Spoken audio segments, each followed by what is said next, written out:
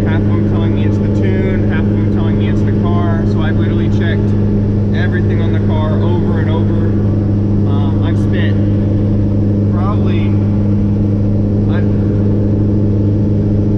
100 hours just searching over for vacuum leaks, testing everything, checking over the exhaust, making sure all my vacuum fittings are good, making sure I don't have a vacuum leak, spraying my system with ether, trying to induce like getting it to rev up with a vacuum leak. And literally I couldn't find anything. And I would get in touch with my tuner and he would tell me that it's the car, that it's this, that it was everything but tuning.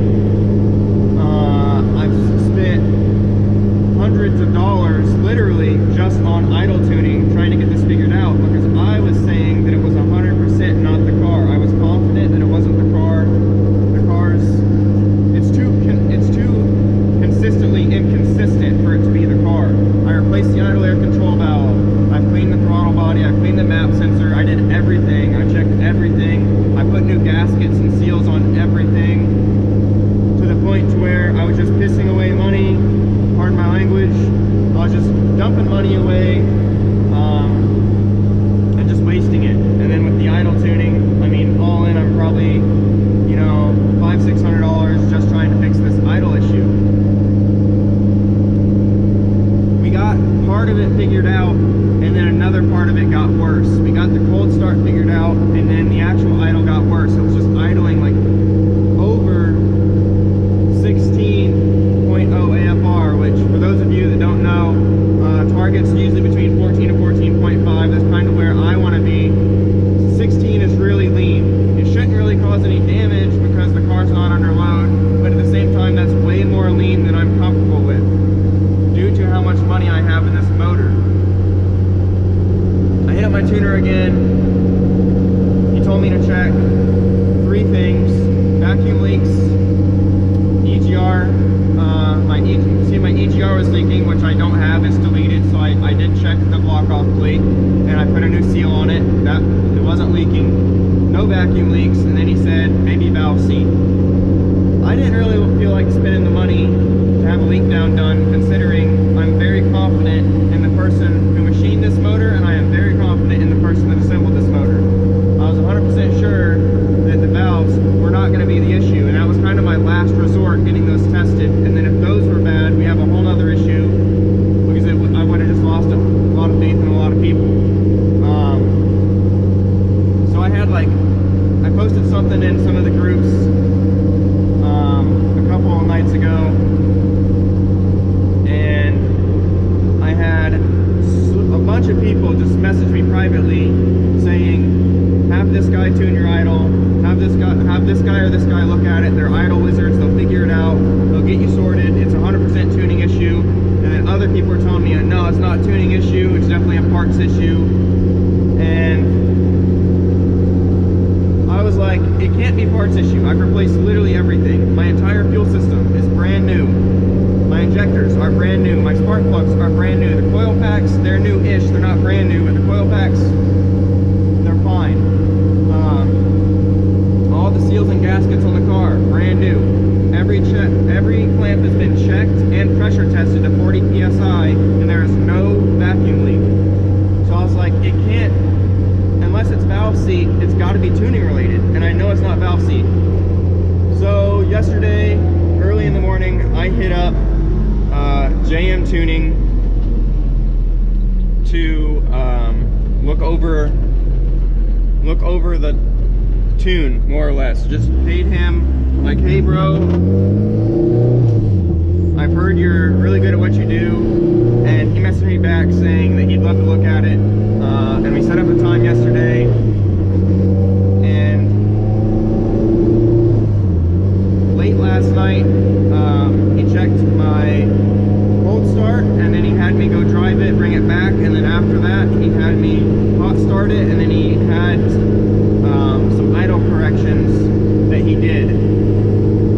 And no joke, within literally 10 minutes of him being on the computer, every single issue I've had was solved. And a lot of times, like, we've made corrections and then the car would start acting funny whenever it would get hotter or colder. So all this morning, probably for the past 2 hours, I've been driving this car, I've been stopping, I've been taking pictures, beating on it, driving it more, and I've just been going like over and over and over, just starting it, idling it, just doing all this. And I'm not gonna sit here and tell you the car idles perfectly, because I'm building it to be a race car. It's, you know, standalone ECU, this and that, but this car has idled better than it ever has. And honestly, it's just about perfect. And not only that, it almost idles, like, the air fuel changes in idle are just about to where my RS3 were. It feels like it's worse just because my motor mounts are so solid, you feel all the feedback from the motor. But this thing feels amazing. I mean, the idle is completely fixed, literally 10 minutes. And JM Tuning got me squared away, and I couldn't be happier. All my, like, I haven't been able to sleep at night because I have this car that I realistically shouldn't be driving, because it's either so rich that I have to change my oil every single week, and I'm spending $100, $150 a week on oil, or it's so lean that I'm not trying to like burn up my cylinder sleeves. So he got that fixed, and I really can't express just how happy I am with how quickly, efficiently, and how easy and nice he was to work with. And I mean, a lot of people have been doubting me, and to be honest, I really can't blame them, right? Everyone's like, well, you assembled this car in your garage from a bare shell in 2 days, wiring and all, so there's bound to be issues.